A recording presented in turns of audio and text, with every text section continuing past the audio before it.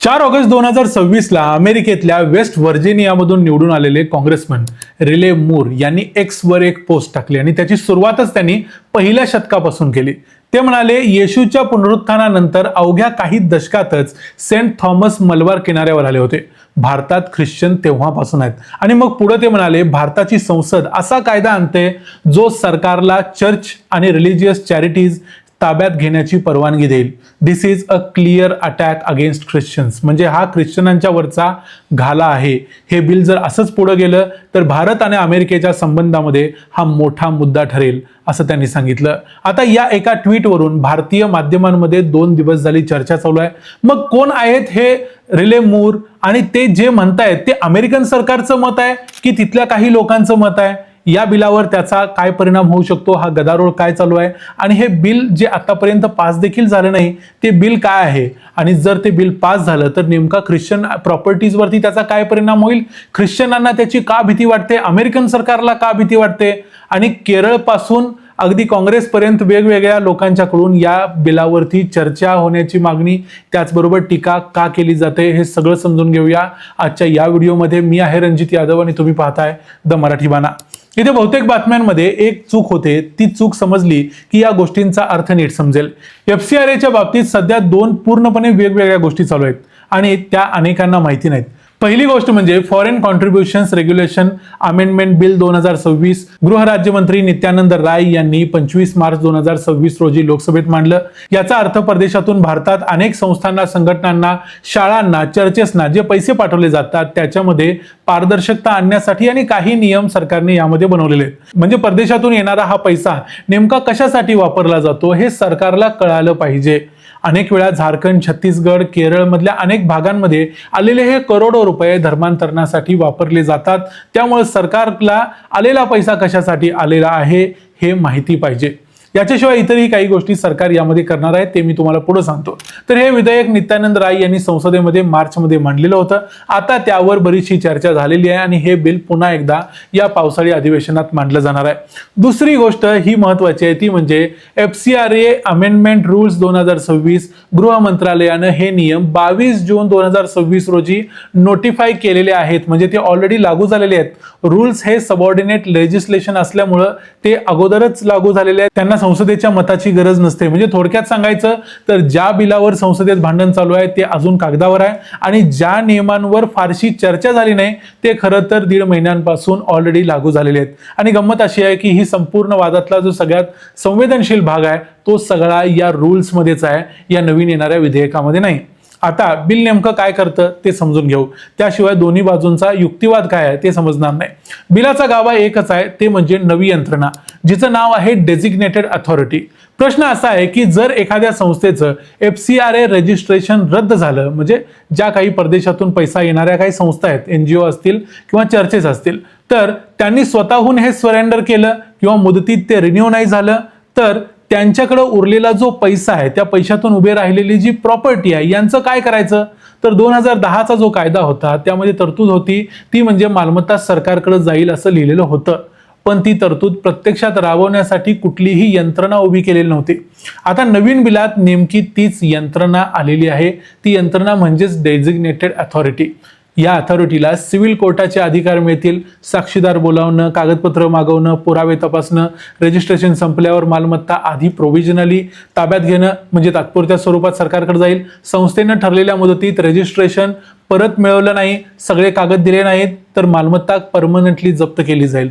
म्हणजे ती मालमत्ता मग कुठल्याही सरकारी विभागाकडे वर्ग केली जाईल, विकली जाईल किंवा त्यातून आलेला पैसा कन्सोलिडेटेड फंड ऑफ इंडियामध्ये जमा केला जाईल. आता इथं सगळ्यात वादग्रस्त कलम येतं, जर एखादी इमारत अंशतः परदेशी पैशातून म्हणजे फॉरेन फंडेड आणि काही प्रमाणात स्थानिक पैशातून उभी राहिली असेल तर संपूर्ण मालमत्ता यामध्ये जप्त केली जाते. तिथं असं म्हणता येणार नाही की अर्धे पैसे आम्ही घातले होते. जोपर्यंत संस्था स्वतंत्रपणे आहे हे सिद्ध करता येत नाही, त्यामुळे अमुक भाग पैसा परदेशातून आलाय, अमुक भाग इथून आलाय हे काहीही सांगता येत नाही. पण प्रामाणिकपणे सांगायचं तर बिलात दिलासा देणाऱ्या अनेक तरतुदी आहेत.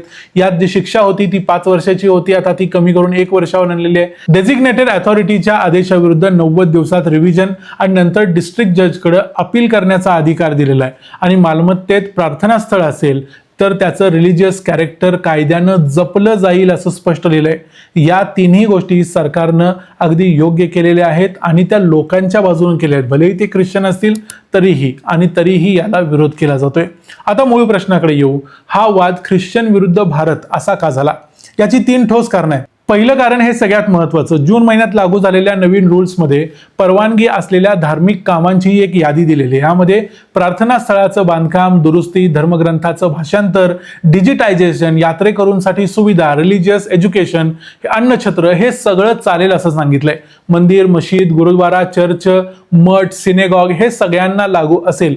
पण त्या यादीत पुन्हा एक वाक्य येतं आणि एक शब्द येतो, तो म्हणजे एक्सक्लुडिंग प्रोसेलायटायझेशन, म्हणजे धर्मांतरासाठी परदेशी पैसा वापरता येणार नाही। आणखी एक तरतूद आहे अशी की ज्या संस्थेच्या पदाधिकाऱ्यांच्यावर सक्तीच्या किंवा प्रलोभनानं केलेल्या धर्मांतराचे खटले आहेत त्यांना रजिस्ट्रेशन मिळणारच नाही। कायद्याच्या भाषेत हे पूर्णपणे रिलिजन न्यूट्रल आहे, कारण त्यात कोणत्याही धर्माचं नाव नाही। मग ते हिंदू धर्मीय लोकांनी जरी अशा प्रकारचं सक्तीचं धर्मांतर केलं असेल तर त्यांनाही लागू होईल। पण आपल्याला माहिती आहे की हिंदू लोक असं सक्तीचं धर्मांतर करत नाहीत, जे करतात त्यांना हे कलम त्रास देतंय। पण व्यवहारात मिशनरी कार्य ज्या पद्धतीचं आहे त्याच्या धर्माचा रचनेचा हा भाग आहे, त्यामुळे त्याच्यावर याचा डायरेक्ट परिणाम होतो। इतर धर्मियांच्या मध्ये जसं की हिंदू शीख यांच्यामध्ये असं समान कलम नाही की मिशनरी करणं किंवा धर्मांतर करणं हा धर्माचा भाग नाही, कारण त्यांच्याकडे असा घटकच नाही। दुसरं कारण म्हणजे पैसा नेमका कुठून येतो। गृह मंत्रालयाच्या अॅन्युअल रिटर्न्सनुसार परदेशी निधी मिळवणाऱ्या संस्थांमध्ये सर्वाधिक रक्कम ख्रिश्चन धार्मिक संस्थांना मिळालेली आहे। वर्ल्ड व्हिजन इंडिया चेन्नई सुमारे 233 कोटी, बिलीव्हर्स चर्च प्रथमनथेट्टा सुमारे 190 कोटी। देणगी देणाऱ्या देशांच्या मध्ये पहिला क्रमांक लागतो अमेरिकेचा सुमारे 3838 कोटी रुपये। त्यानंतर ब्रिटन आणि जर्मनी। सर्वात मोठा एकल डोनर म्हणजे सिंगल डोनर जर कोण असेल तर कंपॅशन इंटरनॅशनल अमेरिका। दुसरा churches of Jesus Christ of latter day saints, तो पण अमेरिका। म्हणजे हा कायदा ज्या पैशाला लागू होतो त्याचा मोठा वाटा अमेरिकेतून येतो। त्यामुळे वॉशिंग्टन मधली प्रतिक्रिया ही केवळ भावनिक नाही तर त्यात ठोस आर्थिक हितसंबंध देखील गुंतलेले आहेत। आणि तिसरं म्हणजे जमिनीवरची संस्थात्मक उपस्थिती। केरळ, ईशान्य भारत आणि झारखंडमध्ये चर्चनं दशकानुदशकं शाळा, रुग्णालय, वसतिगृह, अनाथाश्रम उभे केलेले आहेत। त्यातली बरेचशी अंशतः परदेशी निधीतून बांधलेले गेले आहेत। त्यामुळे मी आधी जे तुम्हाला सांगितलेलं होतं मिक्स्ड असेटचं कलम, त्यासाठी त्या सर्वांना ते जास्त धोकादायक वाटतं। गेल्या दशकात 22,000हून अधिक रजिस्ट्रेशन्स भारतात रद्द झालेले आहेत आणि 15,000 मुदत संपून बंद पडलेले आहेत। काही ख्रिश्चन ॲडव्होकेसी गटांचा असा दावा आहे की त्यातला सर्वात मोठा हिस्सा ख्रिश्चन संस्थांचाच होता। आता सगळ्यात जास्त संस्था जर त्यांच्या असतील तर बंद पडलेल्यांमध्ये देखील त्यांची संख्या जास्त असेल, हे पटण्यासारखं आहे। आता भारताची बाजू, आणि ती फक्त राजकीय नाही तर तिला ठोस आधार देखील आहे। सरकारचा पहिला मुद्दा कायदेशीर पोकळीचा आहे। गेल्या दशकात हजारो संस्थांची नोंदणी एक्सपायर झाली आणि त्यांच्याकडची हजारो कोटींची परदेशी मालमत्ता आज कायदेशीर अधांतरी अवस्थेत आहे। राज्य सरकार म्हणतात की ती प्रॉपर्टी ताब्यात घेण्याची, सांभाळण्याची किंवा तिचं पुढे काय मॅनेजमेंट करायचं त्याची यंत्रणा आमच्याकडे नाही। सरकारचा युक्तिवाद असा आहे की आम्ही कोणताही नवा अधिकार घेत नाही आहोत। 2010 पासून अस्तित्वात असलेल्या अधिकाराला फक्त नवीन एक अथॉरिटी देतोय। दुसरा मुद्दा आहे सोव्हरेनिटीचा। कोणताही सार्वभौम देशाला परदेशातून येणारा पैसा कुठे आणि कशासाठी जातोय हे जाणून घेण्याचा पूर्ण अधिकार आहे।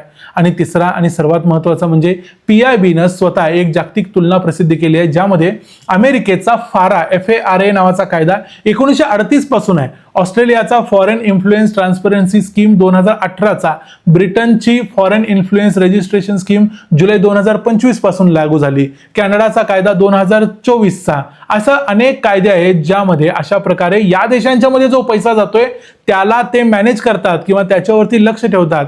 त्यामुळं उलट अमेरिकेनं 2025 मध्ये आपल्या 87 वर्ष जुन्या फाराची अंमलबजावणी अधिक कडक करावी असे आदेश दिलेले आहेत। आकडेवारी जर बघितली तर 2024-25 मध्ये सुमारे 16,200 संस्थांना भारतामध्ये सांगतोय 22,963 कोटी रुपयांचा परदेशी निधी मिळाला आहे। म्हणजे हा पूर्णपणे बंदीचा कायदा नाही तर सरकारचा युक्तिवाद आहे की जे काय करताय ते कायद्याला धरूनच झालं पाहिजे आणि ते फक्त आम्हाला समजलं पाहिजे। पाहिजे, यात काही चुकीचं नाही. भारतात या बिलाला विरोध कोण करतंय ते बघूया. जुलै महिन्यामध्ये कॅथोलिक बिशप्स कॉन्फरन्स ऑफ इंडियाच्या शिष्टमंडळानं अमित शहा यांची भेट घेतली, निवेदन दिलं आणि बिल तसंच रूल्स म्हणजे नियम दोन्हीही मागं घ्यावं असं सांगितलं. अमित शहा यांनी त्यांना आश्वासन दिलं की दुरुस्त्या केल्या जातील, पण ख्रिश्चन समाजाविरुद्ध हा कायदा नाही हे त्यांना सांगितलं आणि त्या रेट्रोस्पेक्टिव्ह म्हणजे मागच्या घटनांना लागू होणार नाहीत असंही सांगितलं. पण इथे एक तांत्रिक अडचण अशी आहे जी अजून सुटलेली नाही, ती म्हणजे बिलातली सेक्शन 16B आणि 16C ही आधीच रद्द झालेल्या आणि बंद पडलेल्या संस्थांच्या बाबतीत रेट्रोस्पेक्टिव्ह लागू होतात, म्हणजे बंद पडलेल्या असतील तर.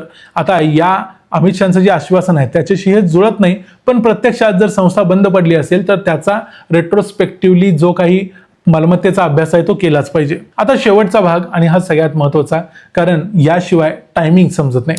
ऑगस्ट 2025 मध्ये अमेरिकेनं भारतावर 50% टॅरिफ लावले होते. त्यानंतर 25% रेसिप्रोकल टॅरिफ लावले होते. रशियन तेलामुळे आणखी 25% प्युनिटिव्ह म्हणजे सँक्शन्स सारखा प्रकार लावला होता. आणि अशा पद्धतीनं भारत आणि अमेरिकेतले संबंध हे ताणलेले राहिले होते. मग फेब्रुवारीमध्ये भारत आणि अमेरिकेमध्ये डील होण्याची चर्चा झाली आणि त्यानंतर हे सगळे दर 18% आले. अमेरिकेचे राजदूत सर्जिओ गोर दिल्लीत आले आणि संबंध थोडेफार रुळावर आले. या सगळ्या गोष्टी बघितल्या तर अमेरिकेमध्ये सध्या जो भारत विरोध किंवा भारताला या FCRA कायद्याच्या दृष्टीनं विरोध केला जातोय तो थोडासा महत्त्वाचा मुद्दा दोन्ही देशांच्या दृष्टीने ठरू शकतो. आणि हे फक्त रिले मूर जे खासदार आहेत त्यांच्या पुरतं मर्यादित नाही. सिनेट फॉरेन रिलेशन्स कमिटीचे अध्यक्ष जेम्स रिच यांनी जूनमध्ये याला डीपली कन्सर्निंग असं म्हटलं होतं, म्हणजे आपल्या कायद्याला. आणि अमेरिकन ख्रिश्चन मिनिस्ट्रीजवर आर्थिक निर्बंध किंवा असेट सेजर झाल्यास तो गंभीर विषय ठरेल असं म्हटलं होतं. पण अमेरिकेनं अजून तरी या कायद्याला देश म्हणून विरोध केला नाही. अमेरिकेच्या कुठल्याही सरकारी प्रवक्त्यानं अशा प्रकारचं स्टेटमेंट दिलेलं नाही. ही गोष्ट इथं लक्षात घ्यायला पाहिजे. जे काही रिले मूर बोलतायत ते तिथले खासदार आहेत, त्यांची ही फर्स्ट टर्म आहे आणि ते आता पहिल्यांदाच ख्रिश्चन धर्मियांसाठी बॅटिंग करतायत. पण या अगोदर देखील सरकारनं त्यांना काही महत्त्वाच्या रिस्पॉन्सिबिलिटीज दिलेल्या होत्या ज्या त्यांनी निभावलेल्या होत्या. त्यामुळे परत एकदा भारताच्या बाबतीत डोनाल्ड ट्रम्प तेच करू शकतात. रिले मूर यांना पुढे जाऊन बोलायला लावायचं आणि आपण मागच्या बाजूला गप्प राहायचं, अशी खेळी होऊ शकते. पण कोणत्याही देशात येणाऱ्या पैशावरती लक्ष ठेवणं हा त्या देशाचा स्वतःचा अधिकार आहे. त्यात काहीही तो देश चुकीचं करत नाही. हे सगळे देश तेच करत आहेत. त्यामुळं भारत यात चुकत नाही आहे हे स्पष्ट असलं तरी भारत विरुद्ध ख्रिश्चन अशा प्रकारचा वाद लावायचा प्रयत्न सध्या अमेरिकेकडून केला जातोय एवढं आपण म्हणू शकतो. आणि यामध्ये येणारा जो पैसा आहे तो मुळात ख्रिश्चन धर्मियांना आणि त्यातल्या त्यात अमेरिकेकडून येतो. त्यामुळे अमेरिकेचं दुखतंय हेही त्यातलं एक कारण आहे.